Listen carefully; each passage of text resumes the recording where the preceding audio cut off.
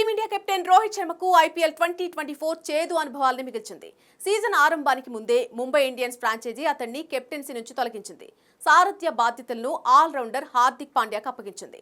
Gujarat Titans నుంచి భారీ మొత్తానికి పాండ్యాను ట్రేడ్ చేసుకుని మరీ 5 సార్లు ట్రోఫీ అందించిన రోహిత్ శర్మపై వేటు వేసింది.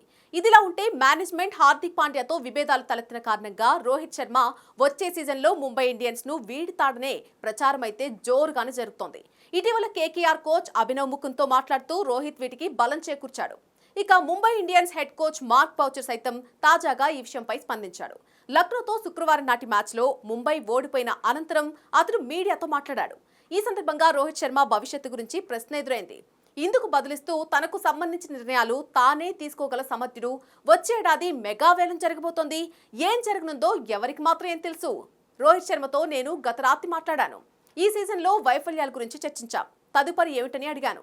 ఇందుకు రోహిత్ బదులిస్తూ వరల్డ్ కప్ అని సమాధానమిచ్చాడు అని మార్క్ బౌచర్ పేర్కొన్నాడు. అతడి వ్యాఖ్యలను బట్టి చూస్తే రోహిత్ శర్మ వచ్చే ఏడాది ముంబైని వీడడం ఖాయమని ఫిక్స్ అయిపోయారు అతడి అభిమానులు.